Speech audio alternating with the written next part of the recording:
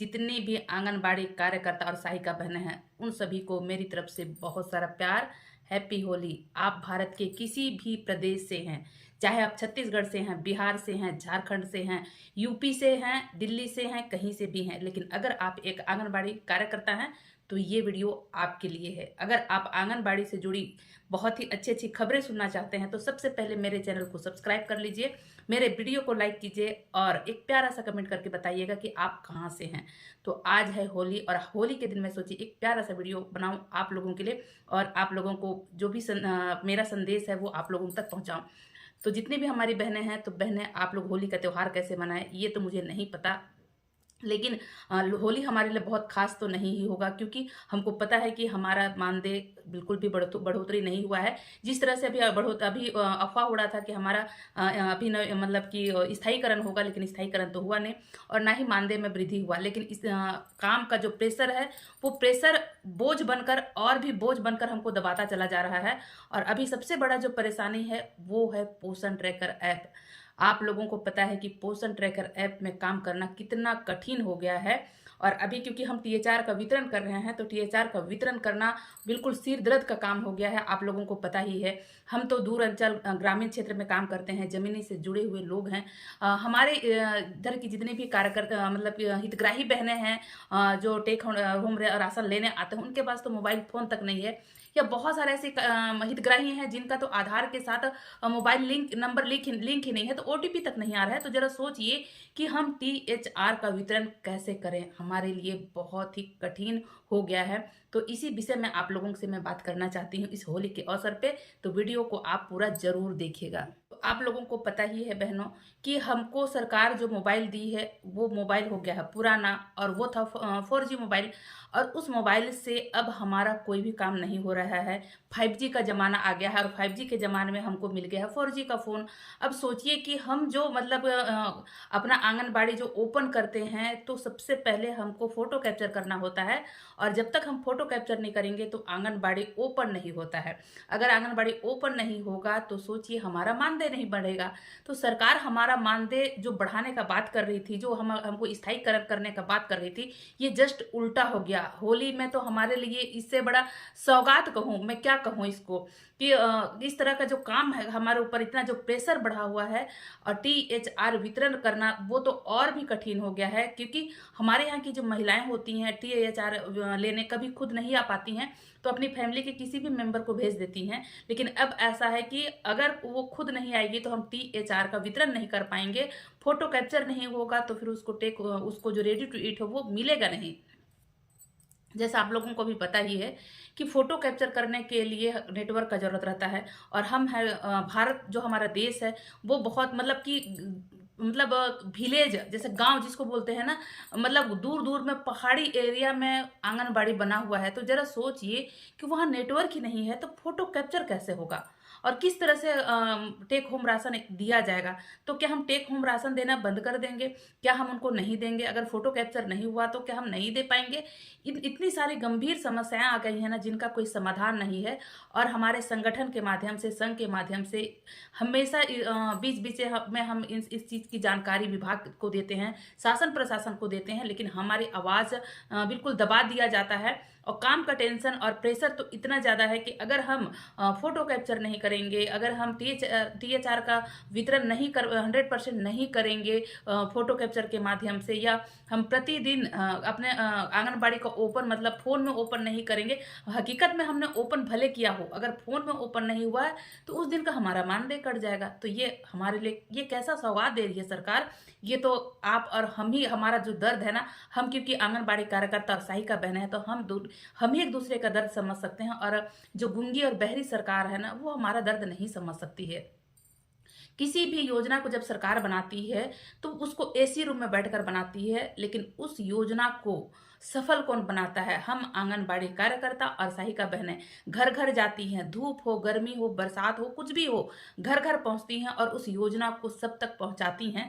लेकिन हमारा जो मांग रहता है या कि हम चाहते हैं कि हमारे जो काम आप दे रहे हो तो उस काम से हम जी नहीं चुराते हैं, लेकिन उस लायक आप हमको सुविधा भी तो दो।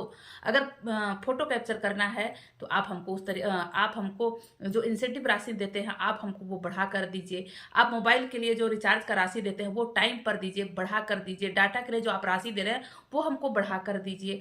आप अगर फ़ोन पे काम कराते हैं तो हमको आप 5G का फ़ोन दिलाइए, और जहाँ नेटवर्क नहीं है फिर वहाँ के लिए तो आपको सोचना ही पड़ेगा कुछ तो। इस जो नियम है अभी उसमें तो कुछ लचीलापन लाना ही पड़ेगा। तो इन सब चीज़ों को लेकर अभी संघ के माध्यम से हर प्रदेश में उथल पुथल मचा हुआ है, और मतलब बहुत सारे प्रदेश में हड़ताल हो चुका है, हो रहा है, या हड़ताल करने की योजना बन रही है। तो मैं जितनी भी हमारी बहनें हैं उनसे यही रिक्वेस्ट करूंगी, उनसे यही प्रार्थना करूंगी, आप लोग अपने संगठन में बने रहिए और सपोर्ट कीजिए, साथ दीजिए। क्योंकि अगर हम मिलकर इस बात को शासन प्रशासन तक नहीं पहुंचाएंगे तो हमारी स्थिति इसी तरह प्रतिदिन बद से बदतर होती जाएगी। तो हमको क्या करना है, अपनी मांगों को अपने जिस हम प्रदेश में हैं अपने प्रदेश के जो मुखिया है, शासन प्रशासन है, वहां तक पहुंचाना है। आप किसी भी प्रदेश से हो, लेकिन आप अपनी बातों को शासन प्रशासन तक रखिए, और उनके माध्यम से एक मतलब जो हमारा जो मांग है या हमारा जो परेशानी है, हमारा जो प्रॉब्लम है, उसका सुनवाई के लिए उनको आवाज मतलब हमारी आवाज को सुनना ही पड़ेगा। अगर नहीं सुनेंगे तो हम कैसे कर पाएंगे, काम करना हमारे लिए बहुत ही मुश्किल होता जा रहा है। और मानदेय, अब जैसे हमको धमकी दिया जाता है कि मानदेय आपका कटेगा, तो मानदेय कटेगा क्या, अब तो कटना ही शुरू हो गया है। अगर हम फेस कैप्चरिंग नहीं करेंगे, अगर हम अपना मतलब अटेंडेंस नहीं फोन में नहीं भरेंगे, चाहे हम हकीकत में भौतिक रूप से हम वहाँ उपस्थित हैं आंगनबाड़ी में, लेकिन अगर फोन में उपस्थित नहीं है तो फिर हमारा तो मानदेय ऐसे भी कटने वाला है। तो इन सारी समस्याओं के समाधान के लिए हमको एकजुट एक साथ होकर शासन और प्रशासन से लड़ना है। चाहे हम छत्तीसगढ़ से हों, चाहे यूपी से हों, चाहे बिहार से हों, चाहे हम किसी भी प्रदेश से हों, ये मैटर नहीं करता है। मैटर ये करता है कि हम एक आंगनबाड़ी कार्यकर्ता हैं और हम एक आंगनबाड़ी सहायिका हैं। तो अगर आप मेरी बातों से सहमत हैं तो आप कमेंट करके ज़रूर बताइएगा। और मैं छत्तीसगढ़ से हूँ, मेरा नाम अंजिता है और मेरे चैनल का नाम अंजिता ब्लॉग। तो मेरे चैनल को आप सब्सक्राइब जरूर कीजिएगा और वीडियो को लाइक भी कीजिएगा। और हमारी जितनी बहनें हैं, आंगनबाड़ी कार्यकर्ता बहनें हैं, उनको ये उनकी जो फैमिली है उन तक भी शेयर कीजिएगा। क्योंकि मैं इसी तरह की आवाज़ आप लोगों के साथ मिलकर उठाती रहती हूँ, और मैं चाहती हूँ कि हमारी आवाज़ को सरकार सुने। और एक जरिया बनकर मैं यहाँ पर वीडियो बनाती हूँ, क्योंकि मेरी तरह बहुत सारी बहनें हैं जो आंगनबाड़ी से संबंधित वीडियो बनाती हैं। तो मैं भी सोची कि हर व्यक्ति अपनी आवाज़ को शासन प्रशासन से या आम जनता के सामने नहीं रख पाता है, लेकिन वीडियो के माध्यम से, चैनल के माध्यम से मैं ये बात रखना चाहती हूँ। और मेरे साथ बहुत सारे ऐसी बहनें हैं जो चर्चा करती हैं, उन सब बातों को मैं आप लोगों के साथ शेयर करना चाहती हूँ। तो इसलिए मेरे चैनल को आप लोग सब्सक्राइब जरूर कीजिएगा। और आप लोगों के मतलब प्रदेश में किस तरह की बातें हो रही हैं, आप लोग क्या क्या योजना बना रहे हैं, आपके संगठन में क्या योजना बन रहा है, तो ये आप लोग मुझे कमेंट करके ज़रूर बताइएगा। हम आंगनबाड़ी कार्यकर्ता और सहायिका बहनें कितने सपने सजा कर रखे थे कि अभी हमारा नियमितीकरण होगा सोच के, लेकिन नियमितीकरण नहीं हो रहा है, देर हो रहा है। ऐसा कोई कारण है तो कम से कम हमारा मानदेय भी तो बढ़ना चाहिए। एक आंगनबाड़ी कार्यकर्ता को हमारे छत्तीसगढ़ में 10,000 है और एक सहायिका को 5,000 है। तो आप जरा सोचिए कि 5,000 से एक सहायिका अपना घर चला सकती है क्या, या फिर 10,000 आंगनबाड़ी कार्यकर्ता। आप सोचिए कि एक आंगनबाड़ी कार्यकर्ता रिपोर्ट बनाती है, उसको फोटो कॉपी कराना होता है। अगर वो उसी पैसे से जितने भी खर्चे लगते हैं, कुछ भी आंगनबाड़ी में टूट फूट गया, ये कुछ लेना है तो उसी पैसे से वो खर्च करती है। तो क्या वो 10,000 रुपये से अपने फैमिली का जीवन का जो निर्वाहन है वो कर सकती है? नहीं कर सकती है। तो इन्हीं सब चीज़ों को लेकर हमको शासन से गुहार लगाना, और हम बीच बीच में हड़ताल के माध्यम से, लिखित माध्यम से हम सरकार को जानकारी देते हैं, लेकिन हमारी आवाज़ सरकार नहीं सुन पाती है। तो इन्हीं सब चीज़ों को लेकर हमको एकजुट रहना है, एक साथ रहना है और अपनी बातों को रखना है। और मैं इसी तरह से अच्छे अच्छे वीडियो आप लोगों के लिए लेकर आती रहती हूँ।